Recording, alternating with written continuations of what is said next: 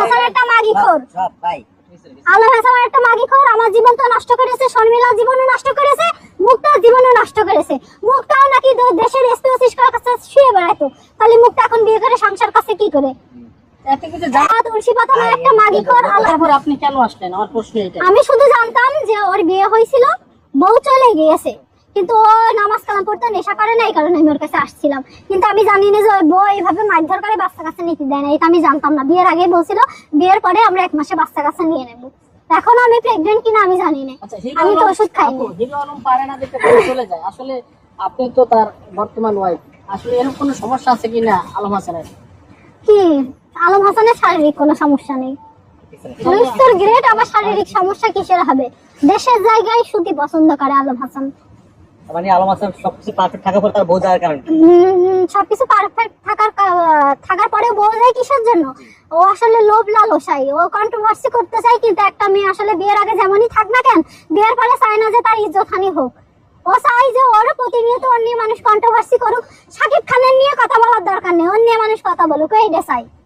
Celebrity হচ্ছে ও চাই যে আরো ওর মিলিয়ন মিলিয়ন ভিউ হোক। আপনি আগের ভিডিও দেখেন আর আমার সাথে ভিডিওর পরে দেখেন যে ওর নিয়ে কত, মানে ওর ভিডিও কতটা ভাইরাল হয়েছে। আর আগের ভিডিওর সাথে এখনকার ভিডিও যোগ করে আপনারা দেখেন যে আমি কতটা গুলো সত্যি কথা বলছি আর কত আমি মিথ্যা কথা বলছি কিনা। আর আমি জানি এই ভিডিওতে কথা বলার পরে একটা কথাই বলবো, পতিতা বৃদ্ধি করে ও খানকি বেশি নিয়ে আমি কিভাবে সংসার করব।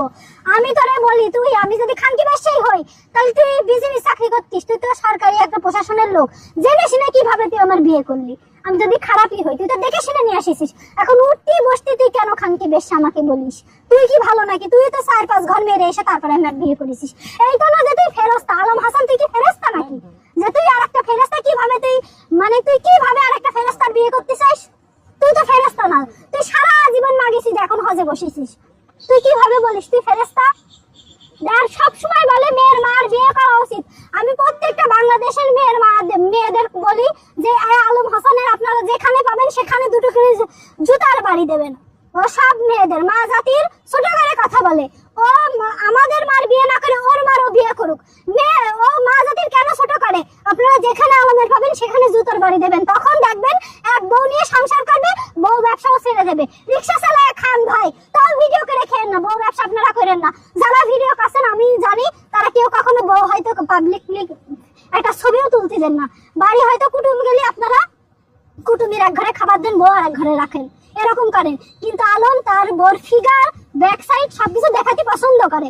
এটা নিয়ে যখনই আমি কথা বলি তখনই সে আমার রাখবে না। এটাই হলো আমার অপরাধ, তাছাড়া কিছু না। এই যে আপনি যাওয়ার পরে যদি কোনো আপনার মতন কেউ আসতে চায় তাদের উদ্দেশ্যে আপনার কি বলার আছে? আমি যাওয়ার পরে যদি আমার যাওয়ার কোনো ইচ্ছা নেই, আমি তো ছাড়বোই না, আমি সেই দেখে ছাড়বো।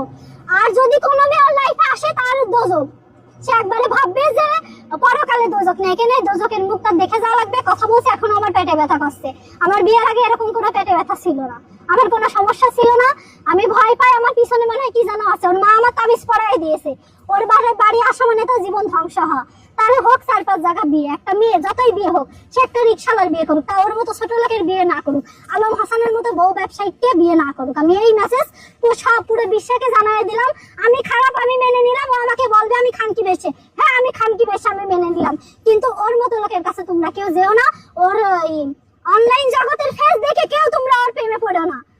তোমরা ওর সাথে বিয়ে করো না, জীবন ধ্বংস হয়ে যাবে। আমি একটা শিক্ষিত মেয়ে হয়ে, আমার ফ্যামিলি আছে, আমি সবকিছু মানে জেনে শুনে ভুল করেছি। আমি যে ভুল করেছি সেই ভুল তোমরা করো না। আর শর্মিলাকে একটা মেসেজ দিই, তুমি আমাকে বুড়ি বলেছো, অনেক কথা বলেছো, এইগুলা নিয়ে আমি তোমাকে কোনো গালাগালিও দেবো না, আমি তোমাকে কোনো বাজে কথাও বলবো না। তুমি অ্যাডিক্টেড অনেক কিছু বলেছো। আমি আমার আলম হাসানের সাথে যখন ভিডিও করেছি, তোমার এক্স হাজবেন্ড আমাকে যা শিখাই দিয়েছে আমি তাই বলেছি। তুমি আমার কোনো শত্রু ছিলে না আর শত্রু হবাও না। তুমি আমার নিয়ে মানে এর পরেও বাজে কথা বলো, আমি তোমার নিয়ে কোনো বাজে কথা